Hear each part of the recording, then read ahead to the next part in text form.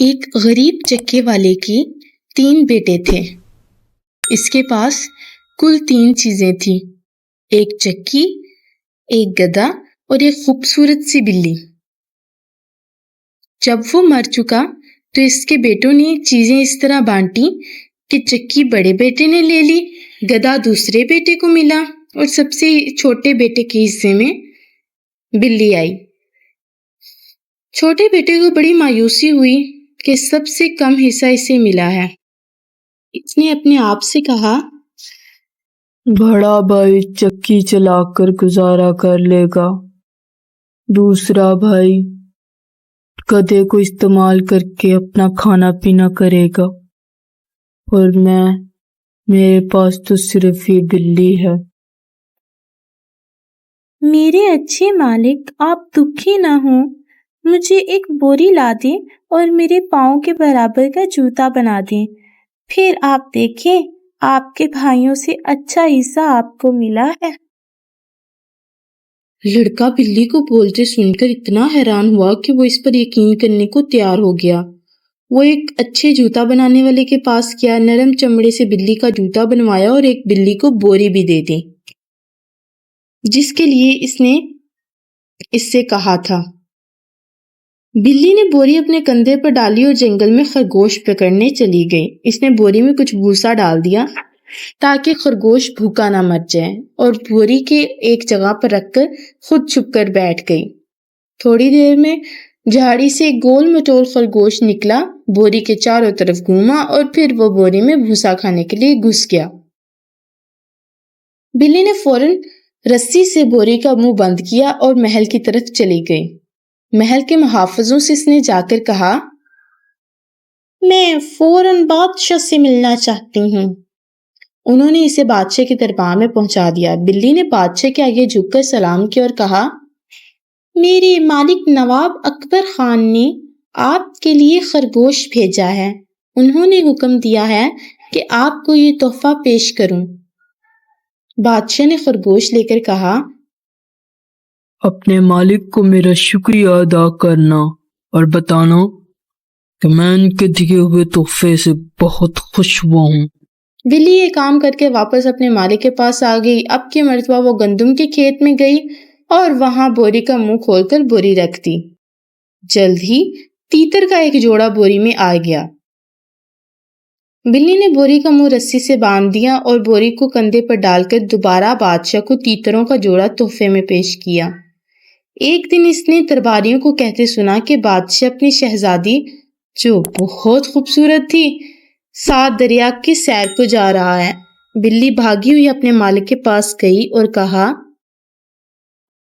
اگر آپ نے ویسا کیا جیسا میں نے کہا تو آپ کی قسمت بن جائے گی۔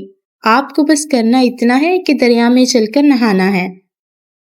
بلی کا مالک یہ سن کر بڑا فکر مند ہوا، مگر اس نے سوچا کہ بلی کے مشورے پر عمل کرنا چاہیے، کیونکہ اس دن گرمی بہت تھی اور اس کا اپنا دل بھی دریا پر نہانے کا تھا۔ اسی وقت بادشاہ اپنی شاہی بگھی میں سے دریا کے قریب سے گزر رہا تھا۔ بلی نے شور مچانا شروع کر دیا، اکبر خان ڈوب رہا ہے، بچاؤ! جیسے ہی بادشاہ نے یہ نام سنا تو اس نے اپنے شاہی بگھی کو روکنے کا حکم دیا اور اپنے محافظوں کو حکم دیا کہ نواب اکبر خان کو ڈوبنے سے بچاؤ۔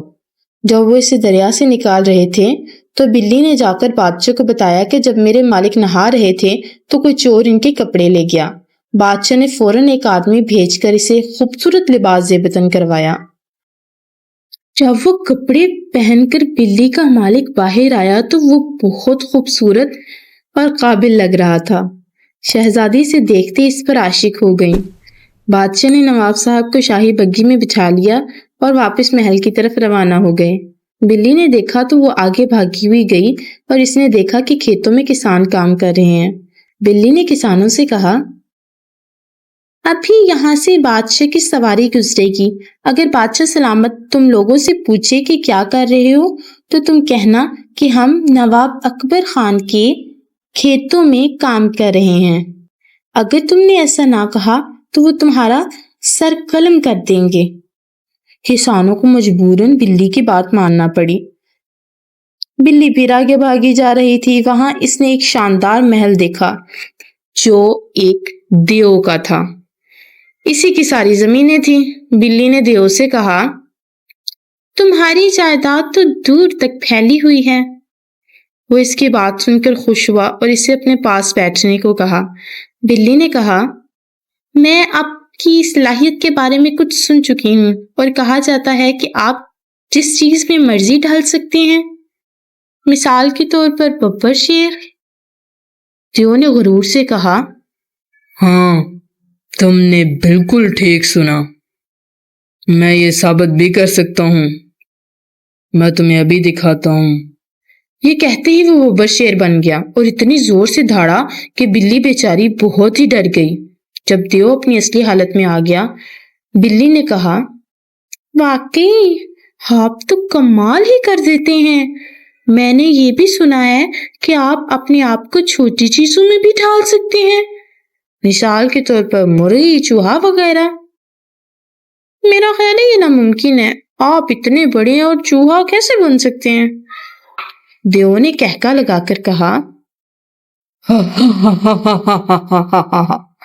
ناممکن. میرے لیے کچھ بھی ناممکن نہیں. یہ کہتے ہی وہ چھوٹا سا چوہا بن گیا.